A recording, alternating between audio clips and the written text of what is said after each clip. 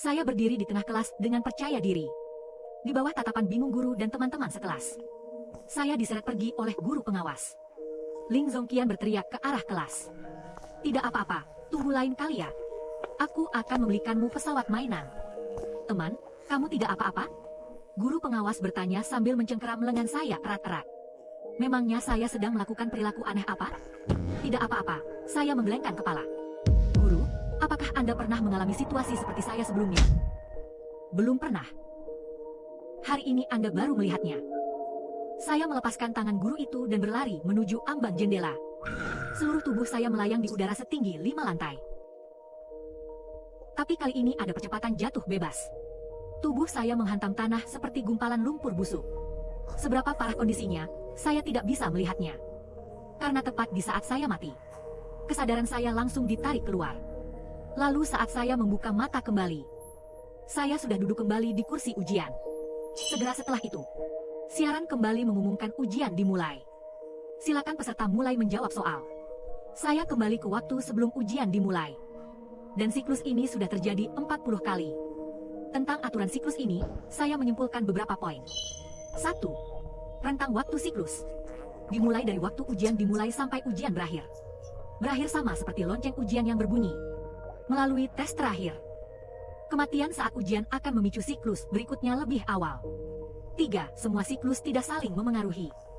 Awalnya saat saya sadar berada dalam siklus, saya merasa sedikit cemas. Berpikir seandainya siklus berakhir, saat saya sedang melakukan hal yang tidak bisa disebutkan. Bukankah itu berarti kematian sosial? Namun seiring bertambahnya jumlah siklus, saya mulai mencoba melakukan hal-hal berani. Mulai dari diam-diam menyontek kertas ujian orang lain. Sampai akhirnya saya langsung di depan mata guru pengawas, merebut kertas ujian orang lain dan menyalin jawabannya. Tapi permainan seperti ini jelas agak membosankan. Jadi saya mengumpulkan keberanian. Dalam beberapa siklus terakhir, menguji pengaruh kematian terhadap siklus. Kalian jangan terkejut. Ucapan pengawas ujian itu membuyarkan lamunanku. Aku menatapnya dengan sikap waspada. Di tengah suasana ruang kelas sore itu, aku sadar, mulai sekarang, aku harus mulai berpikir jauh ke depan. Karena siklus hidup setelah ini, dimulai dari ujian ini, tiba-tiba saja menjadi ajang kegilaan yang tak terelakkan.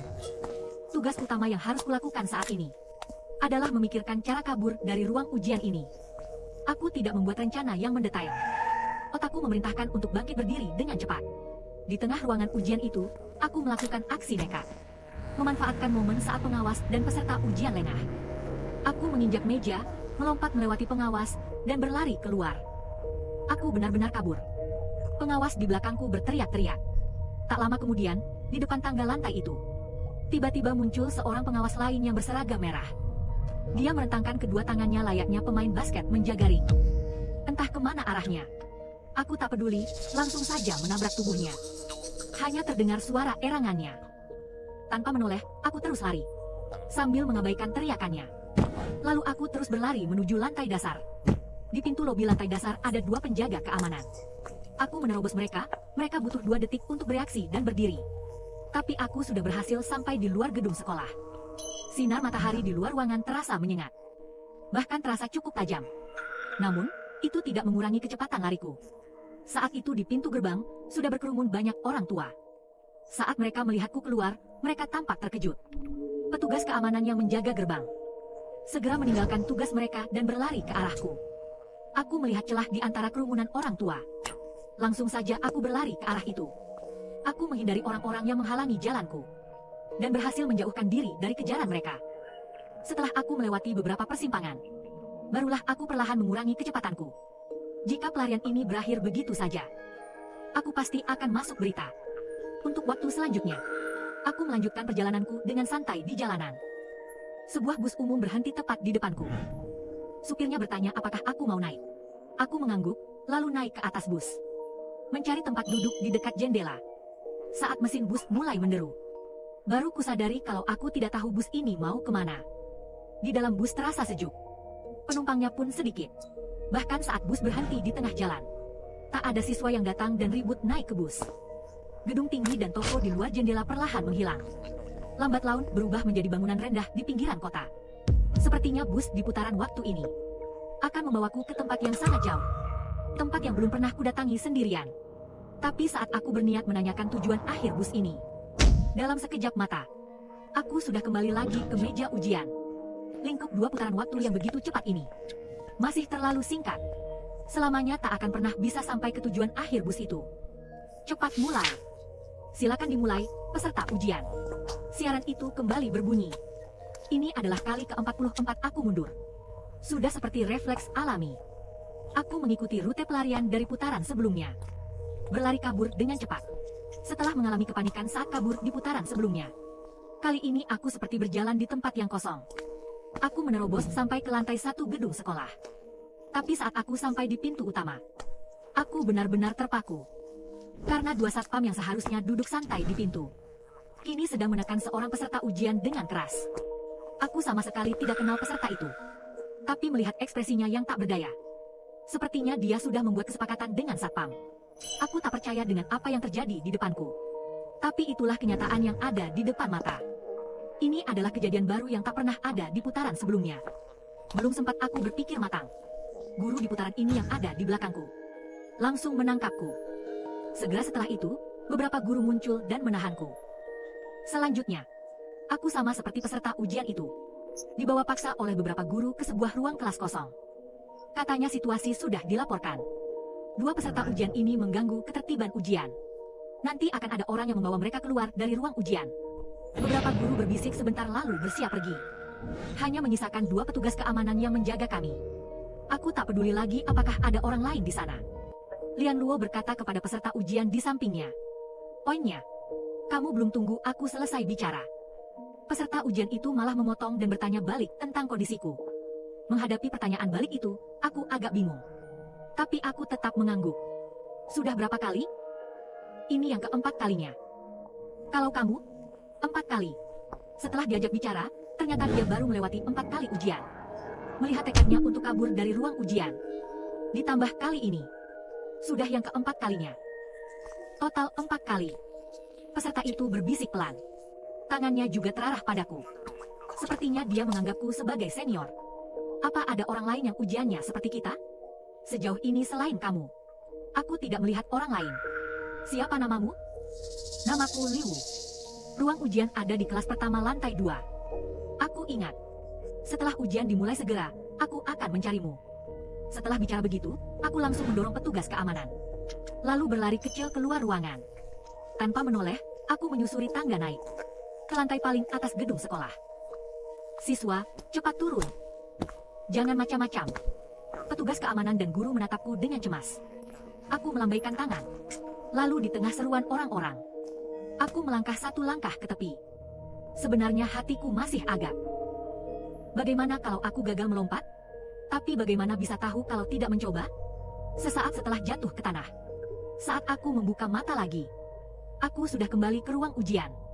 Sejak ujian dimulai tadi, belum sempat pengumuman berakhir, aku sudah menerobos keluar ruang ujian. Langsung menuju kelas pertama di lantai 2. Aku mendorong pintu kelas dengan keras. Lalu berteriak ke dalam. Liu, aku kembali. Melihat Ling Hun menarik orang yang ada di sana. Lalu kami lanjut berlari seperti yang kami lakukan sebelumnya. Saat melihat kejadian ini, guru inspektur yang mengejar kalian, kepalanya hampir mau meledak. Ling Hun menerjang keluar. Kalian berdua jangan lari. Karena kali ini aku lari duluan ke lantai 2. Untuk bertemu dengan Ling Hun. Mengubah rute pelarian yang sebelumnya dilakukan sendiri. Jadi apa yang akan terjadi pada pelarian kali ini? Benar-benar tidak bisa diprediksi. Ternyata, guru inspektur yang seharusnya muncul di lantai atas, sekarang sudah muncul di mulut tangga menuju lantai 1. Begitu dia melihatku dan Ling Hun, dia menerjang ingin menangkap kami. Aku dengan lihai menempelkan tubuh ke dinding, menghindari tangan guru inspektur. Untuk mencegahnya mengejar kami lagi, aku terpaksa melayangkan serangan ke area vital guru inspektur. Guru inspektur langsung jatuh berlutut ke lantai. Memanfaatkan celah ini, aku dan Ling Hun berlari ke arah tangga. Tapi saat itu juga aku mendengar guru inspektur berteriak dari belakang. Sial, harus menangkapnya. Aku menghentikan langkah dan berbalik menatap Ling Hun. Karena guru inspektur sudah berdiri lagi. Pak Guru, aku bertanya padanya. Apakah Anda juga sedang mengalami perulangan? Mendengar kata-kataku, ekspresi guru inspektur tiba-tiba berubah menjadi terkejut. Saat itu juga, Penjaga keamanan dan guru lain berdatangan. Dua orang ini, biar aku yang bawa turun. Yang lain kembali ke pos masing-masing. Ling Hun dan Ling Hun diseret oleh guru inspektur. Dibawa ke ruang kelas kosong. Guru inspektur, tadi apa? Aku langsung bertanya. Pak Guru, ini keberapa kalinya Anda mengalami perulangan? Ini kedua kalinya aku tertangkap. Tapi kalau soal perulangan, ini baru pertama kalinya. Bukan. Kenapa sampai guru pun ikut masuk ke dalam perulangan? Meskipun ada di dalam perulangan. Tapi bagaimana menurut kalian? Kalau begitu, kenapa aku begitu gegabah? Tidak takut perulangannya tiba-tiba. Dia tidak bicara apa-apa. Karena saat ini aku sedang berpikir tentang penyebab perulangan ini meluas. Lagi pula saya sudah mengalami lebih dari 40 kali putaran waktu. Kenapa baru akhir-akhir ini ada peserta baru yang masuk ke dalam putaran? Saya terus memikirkan semua hal ini. Tiba-tiba, satu fakta yang mengerikan mulai meledak di dalam pikiran saya. Saya bersemangat masuk ke lautan hipotesis yang tak terukur. Menduga bahwa kematian yang menyebabkan berakhirnya putaran lebih awal akan menambah peserta baru dalam putaran. Demi membuktikan hipotesis itu, saya harus melakukan satu kali eksperimen lagi. Tentu saja, pengawas putaran di samping mendengar metode eksperimen saya.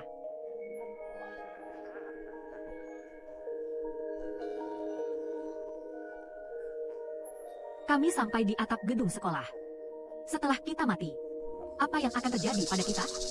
Seharusnya kita akan langsung kembali ke waktu awal putaran, kan? Saya meletakkan kopi saya, lalu berjalan lurus ke tepi atap. Mereka berdua mengira saya sedang mempersiapkan mental. Tak disangka, saya tidak berhenti sedikit pun. Langsung melompat ke udara. Seluruh tubuh saya pun ikut terjatuh.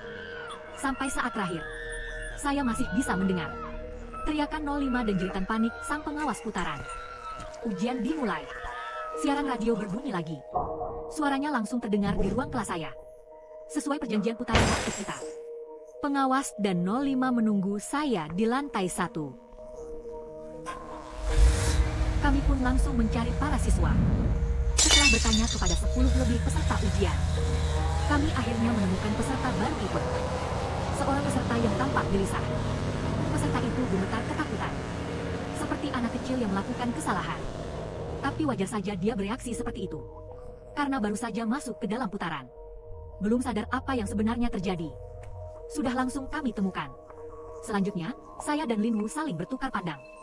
Tanpa ragu menyerbu ke kelas dan menangkap peserta itu. Langsung menariknya keluar dari ruang ujian. Pengawas ujian di samping melihat kami menangkap orang secara terang-terangan. Ingin mencoba menghentikan kami. Namun diteriaki keras oleh pengawas putaran dari luar pintu. Tidak peduli apakah Anda terus mengawasi. Begitulah cara kami berjalan sambil menjelaskan situasinya kepada peserta baru yang masuk ke dalam putaran tersebut. Bukan siapa-siapa. Namaku Wuki. Sepertinya dia bergerak sedikit lalu bertanya lagi. Jadi, apa yang harus kita lakukan sekarang? Kita berempat hanya duduk di sini. Di luar, angka itu sudah berubah 4 kali untuk beberapa saat. Meskipun sudah menemukan aturan baru dari perulangan ini. Sepertinya bagi kita untuk menemukan penyebab perulangan tidak memberikan dampak apapun. Lebih baik kita beraktivitas bebas saja. Aku melihat ekspresi Guru Sun Kao dan Wu Qiang. Keduanya yang awalnya tampak bosan. Setelah mendengar usulanku, sepertinya bahkan mata mereka pun berbinar. Kalau menemukan petunjuk yang berkaitan dengan perulangan, beritahu satu sama lainnya. Guru Sun Huan masuk ke dalam ruangan. Kelihatannya dia bersiap untuk melakukan sesuatu yang besar. Setelah bubar, hanya aku yang tertinggal duduk di tempat. Aku yang sudah berpengalaman puluhan kali dalam perulangan ini. Dunia yang hanya berdurasi 2,5 jam. Sekarang sudah benar-benar tidak bisa memuaskan rasa ingin tahuku lagi. Entah sudah berapa banyak perulangan yang berlalu setelahnya. Liu adalah orang pertama yang berinisiatif mencariku. Apakah kau menemukan petunjuk tentang perulangan? Tidak ada. Menurutmu, berapa lama lagi perulangan kita ini akan berlangsung? Liu menyandarkan seluruh tubuhnya ke dinding. Kelihatannya dia sudah mulai muak dengan perulangan ini. Aku tahu perasaanmu. Memang melelahkan. Ayo kita temui Guru Sun Huan. Mungkin saja dia punya sesuatu yang direncanakan. Tak lama kemudian, kami menemukan Guru Sun Huan di perpustakaan sekolah. Guru, bukankah itu guru? Saat ini dia justru sedang memanfaatkan perulangan untuk membaca buku di perpustakaan. Guru, ada menemukan petunjuk tentang perulangan? Guru Sun Huan tidak menjawab. Dia hanya membiarkan kami pergi ke sudut perpustakaan tempat koran harian berada. Dia langsung mengambil selembar koran. membukanya, dan menuju ke sudut yang tidak terlalu besar di atasnya. Eksperimen untuk orang banyak. Rahasia waktu yang sebenarnya. Kedua kata itu bagaikan sebuah kebenaran yang menusuk mataku. Aku segera mendongak menatap Guru Sun Huan. Lokasi eksperimen tepat di distrik tempat tinggal kita. Dan waktu dimulainya eksperimen. Tepat saat ujian ini berakhir. Hanya saja saat ini belum bisa dipastikan hubungan antara putaran waktu kita dan eksperimen ini. Kalau begitu, kita bisa pergi ke lab untuk bertanya. Aku juga berpikir begitu sebelumnya. Pak Sun Hang menaruh korannya. Tapi perjalanan dari sini ke laboratorium memakan waktu lebih dari 2,5 jam. Kata-kata guru membuatku melamun sejenak. Mengingatkanku saat aku duduk di bus itu, yang tak pernah bisa sampai ke pemberhentian terakhir. Jadi aku mencoba membaca buku-buku di perpustakaan. Ingin menemukan hal-hal yang berkaitan dengan eksperimen ini. Tapi sampai saat ini tidak ada petunjuk apapun. Menghadapi tujuan yang jelas, tapi terasa sangat jauh untuk dicapai. Zongreng juga terdiam dan berpikir keras. Tepat saat itu, Wu Qing datang ke perpustakaan. Saat kami semua berkumpul, dia segera mengeluarkan kunci mobil dari sakunya. Kawan-kawan, kalian tidak akan menyangka apa yang baru saja kulakukan, kata Wu Qing dengan bersemangat. Di dekat pintu masuk, di tempat parkir, terparkir sebuah mobil sport mewah. Aku butuh beberapa kali putaran waktu, sampai akhirnya tahu di mana mereka menaruh kunci mobilnya. Mobil sport. Ya, mobil yang bisa mencapai 0 ke 100 km per jam. Hanya dalam 2 detik. Mau ikut aku jalan-jalan tidak? Kalau pakai mobil sport, mungkin tidak perlu sampai 2,5 jam. Kataku sambil menatap Pak Sun Hang. Namun, masalah baru muncul di depan mata kami. Untuk mengemudikan mobil sport berkecepatan tinggi dan melaju kencang di tengah kota. Bagi 3 murid dan seorang guru yang tidak bisa menyetir, itu terlalu sulit. Pernah dengar, lancar kaji karena diulang? Wu Qing memutar-mutar kunci mobil dengan wajah santai. Apa maksudmu? Zongren dan Pak Sun Hang menatapku. Menghadapi tatapan mereka bertiga, aku menelan ludah. Setelah sekian lama, akhirnya dia mengangguk. Padahal jelas-jelas ada keberadaan musuh yang harus dicari. Bahkan aku sendiri tidak tahu apa yang sedang aku ragukan. Lalu aku melihat senjata yang dipegang erat oleh reporter itu. Menyalakan mesin mobil. Menginjak gas, kami pun melaju bersamaan. Tapi mesin dan knalpot mobil ini membuat suara bising yang luar biasa. Mobil kami menabrak pintu kaca yang retak saat kami melaju ke arah matahari pagi. Pecahan kaca yang tajam berhamburan ke arah kami. Aku terpaksa memejamkan mata. Setelah menunggu sejenak, aku membuka mata. Aku hanya melihat gerombolan besar di depan mata. Cukup membuatku akhirnya sadar. Fakta yang tak perlu diragukan lagi. Kita telah memulai suatu perjalanan kematian tanpa akhir yang tak bisa lagi kita hindari. Setelah melalui setiap kegagalan yang membawa kita kembali ke titik awal, kita secara alami berkumpul kembali. Apakah metode melarikan diri ini benar-benar tidak berhasil? Setidaknya kita kembali ke titik awal ini lagi. Wu Xie yang melipat tangannya di dada. Lagi pula, kalau kita berkendara dengan kecepatan seperti tadi, kita tidak butuh 2,5 jam untuk sampai ke laboratorium. Ini bukan soal apakah kamu menyetir dengan baik atau tidak. Guru Qin Wang terdiam sejenak saat bicara. Tentu saja, pengalaman mengemudimu juga sangat penting. Inilah masalah yang harus kita hadapi saat ini. Jauh lebih serius dari yang dibayangkan. Benar. Tadi saat bicara, ada 20 lebih tantangan baru yang bertambah. Jika laboratorium itu adalah kunci dari siklus ini, maka satu-satunya cara hanya dengan terus mencoba di tengah kematian yang berulang-ulang. Mencoba dalam 2,5 jam sampai ke laboratorium itu. Artinya, bukan hanya bertambah 20 lebih, melainkan akan ada jauh lebih banyak tantangan. Bahkan seluruh siswa di sekolah ini akan ikut terlibat dalam tantangan ini. Tapi kita sudah tidak bisa kembali lagi. Bukan begitu? Guru Qin Wang menatapku. Kita hanya bisa terus mencoba.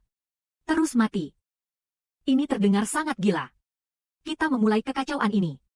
Namun kita harus mengorbankan lebih banyak kekacauan lagi untuk mengakhiri kekacauan ini. Setelah itu terdengar gedung sekolah runtuh.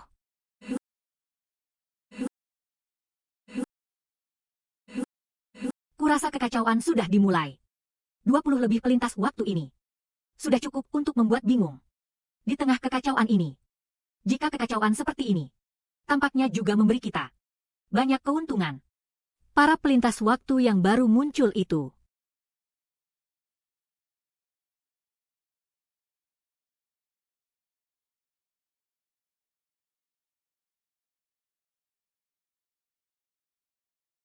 Bagi dia, ini seperti memainkan game hidup kembali. Sebuah game balap dengan mesin fisika nyata. Setelah berkali-kali mengalami kehancuran, kita akhirnya bisa melaju dengan kecepatan tinggi di dalam kota. Saat kita keluar dari kota dan menuju ke pinggiran, kecepatan mobil mencapai batas kita. Suara angin kencang berdesing di telingaku. Hanya bisa samar-samar mendengar sensasi kecepatan yang luar biasa. Saat mobil berhenti dengan stabil di depan gerbang lembaga riset, Guru Sun segera turun dari mobil. Kita masih punya 23 menit. Ayo bergegas. Kita bergegas masuk ke dalam lembaga riset. Untungnya lembaga riset ini tidak besar. Tak butuh waktu lama kita pun menemukan lokasi eksperimen tumbukan partikel yang akan segera dimulai. Siapa kalian? Untuk apa kalian ke sini? Tanya seorang profesor tua. Kalian tidak boleh melakukan eksperimen tumbukan partikel ini. Guru Sun berkata sambil terengah-engah. Meski tak terlalu paham teorinya. Tapi hal ini kemungkinan besar bisa memicu lingkaran waktu. Lingkaran waktu? Para peneliti menatap kami berempat dengan tidak percaya. Benar. Aku tahu kita terlihat seperti orang gila. Itu karena kita sudah terjebak dalam lingkaran ini lebih dari 100 kali. Setiap putaran hanya berlangsung 2,5 jam. Dan alasan kami berpikir bahwa putaran ini dan eksperimen ini terhubung dengan waktu saat kalian memulai eksperimen. Dengan waktu berakhirnya putaran kami. Dan bukankah eksperimen ini adalah rahasia dari eksperimen itu? Tunggu. Maksudmu, putaran yang kalian alami hanya 2,5 jam? Mata guru tua itu tiba-tiba berbinar. Para peneliti lain juga menunjukkan ekspresi terkejut. Profesor, kami berhasil menghentikan eksperimen tumbukan partikel itu. Guru tua itu mengajak kami untuk berdiskusi. Lalu kami berempat pergi bersamanya. Jelas saat itu dia sedang mengembangkan bukti yang kubayangkan sebelumnya. Tentang menjadi pelaku putaran waktu. Kami berempat sudah mengalami betapa mudahnya menghentikan eksperimen tumbukan partikel itu. Mengikuti guru tua itu, kami sampai di sebuah tempat mirip ruang kelas. Di tengahnya terdapat papan tulis yang penuh dengan rumus-rumus. Guru tua itu berdiri di pojok papan tulis. Tujuan sebenarnya dari eksperimen ini sebenarnya adalah untuk mengamati apakah ada saluran yang menghubungkan ke dimensi lain. Kami berencana menggunakan berkas proton berenergi tinggi untuk menabrakkan cincin superkonduktor pada skala Planck untuk merobek ruang waktu dan memverifikasi teori multiversum. Kamu tahu tentang itu? Guru tua itu terkejut karena guru fisika ini bisa mengerti. Selama putaran waktu, saya membaca banyak buku tentang hal ini. Saya sedikit paham. Saat eksperimen, salah satu ujung lubang cacing terikat pada waktu tertentu, yaitu waktu dimulainya eksperimen. Ujung satunya lagi, karena pergerakan berkecepatan tinggi dari berkas proton, menghasilkan dilatasi waktu. Secara teoritis, bisa bergeser 2,5 jam lebih awal, yaitu 2,5 jam. Tapi sepertinya sekarang, titik waktu ini ternyata menyebabkan perulangan objek makroskopis. Dan bahkan, 4 orang terjebak perulangan bersama. Sepertinya, eksperimen ini masih punya banyak hal yang tidak kita ketahui. Awalnya hanya aku sendiri. Tapi kemudian aku sadar kematian subjek pemulangan akan membuat perulangan berakhir lebih cepat dan menarik subjek pemulangan baru. Makanya mereka bertiga ikut terseret. Guru tua itu ternganga setelah mendengar, perlahan mulai sadar. Sungguh luar biasa. Jika semuanya lancar, maka 3 menit lagi kita akan mengakhiri perulangan ini. Lalu cara kita mengakhiri perulangan ini, apakah kembali ke awal perulangan? Atau lanjut mengikuti semua yang terjadi sekarang? Sepertinya lanjut mengikuti waktu yang sekarang. Tapi jawaban kita sudah sia-sia. Wu Jie memegangi kepalanya, meringkuk kesakitan di lantai. Saat kita menarik 400 subjek pemulangan, jawabannya sudah kehilangan makna. Aku menghibur. Kamu harus percaya ada orang yang akan menjelaskan pada kita. Kenapa mencuri mobil sport dari dealer 4S? Lalu ngebut sampai ke sini. Membuat kalian mengalami hal ini. Sungguh. Mohon maaf sebesar-besarnya. Telah menyebabkan akibat seburuk ini. Institut kami akan bertanggung jawab atas segala konsekuensinya. Tinggal 30 detik lagi. Guru pengulangan meletakkan ponsel di lantai lalu duduk. Menatap tegang jarum detik yang berkedip di layar. Kami yang lain juga meniru gayanya. Duduk melingkari ponsel itu. Waktu 30 detik tak pernah terasa sepanjang ini. Aku teringat ratusan perulangan yang pernah kulewati. Bahkan setelah melakukannya ratusan kali. Aku hanya ingat awal dan akhir mimpi. Bagian tengah cerita menjadi kabur, tak diragukan lagi. Pengakhiran perulangan yang tenang. Saya mulai merasa seperti terjebak dalam putaran waktu lagi. Teringat lagi banyak hal yang ingin kucoba tapi belum sempat. Manusia, ya? Selalu saja ada rasa malas. Jangan sampai melewati waktu jam 12. Tidak ada yang terjadi.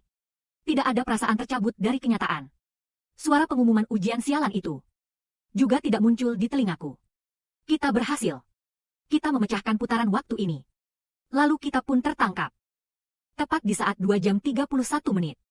Sekelompok polisi menyerbu ruangan tempat kami berada. Kami berempat ditekan ke lantai. Guru Li maju mencoba menjelaskan pada polisi.